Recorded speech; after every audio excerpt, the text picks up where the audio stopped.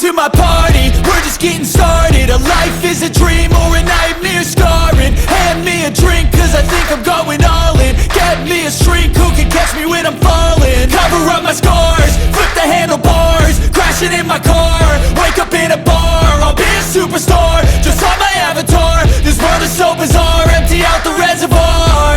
Yeah, I'm taking 6 shots, yeah, straight to the face. Welcome back, it's me, Lou.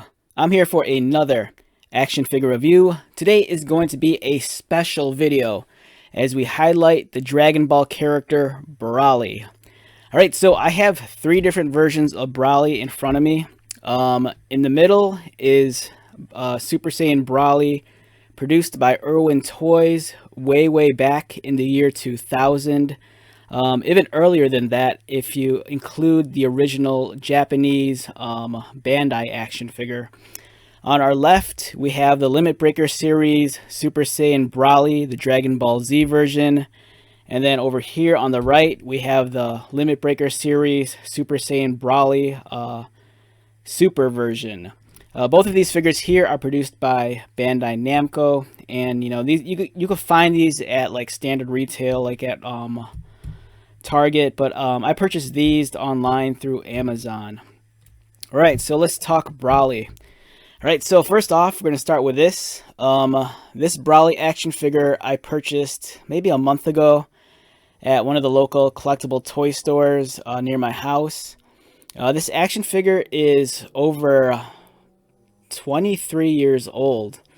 And this was produced by Irwin Toys way back in the day. This was actually the second release of the figure in the US.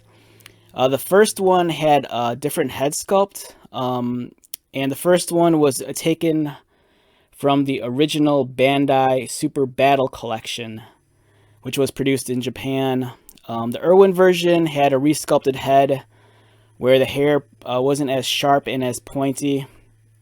And it's a pretty decent figure, you know, for 20 plus years ago. It's a little bit on the shorter side. I want to say it's about 5.5 inches tall. It's nowhere near as articulated as like a modern day action figure. This thing, you know, its head just moves, its arms, and I believe the waist. And that's essentially it. So this is what passed for a Dragon Ball figure in the late 90s and early 2000s. And actually, the original date of the figure is actually stamped on the butt.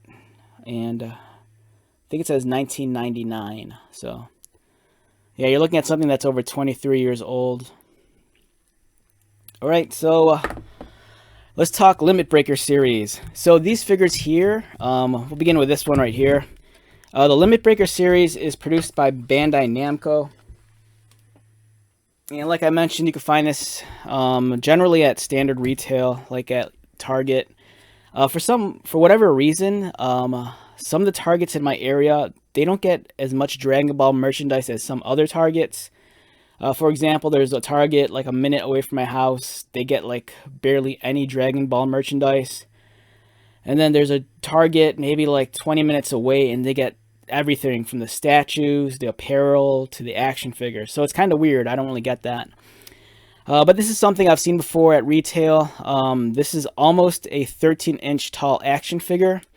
Even though these action figures are kind of like very limited in articulation, they're also just very hollow. Some people call this style of toy like, you know, the shampoo bottle action figures. I think it's a great action figure and also a great collectible. For one, it's a beautiful display piece. You know, at being at almost 13 inches tall, this thing is really quite the statement piece. The sculpting is really well done also. You know, this thing looks like it leapt off of the television. And it's a beautiful figure. If you're a fan of like Broly, especially the original Z design, you know, this is right up your alley. And it's a behemoth of an action figure. I can't stress that enough. The articulation, very limited. The head moves, arms move, articulated wrists, and then the legs kind of kick up, but they're kind of hindered by the skirt piece. And in terms of a size comparison, Here is the Goku from the Limit Breaker line. And this guy stands in, I think, at about like maybe a little over 11 inches tall. You can definitely see the difference in the mass of the figures. Broly is just gigantic. He is a beast. And I don't know, I love this Limit Breaker series a lot. I have like a whole bunch of these at my desk at work.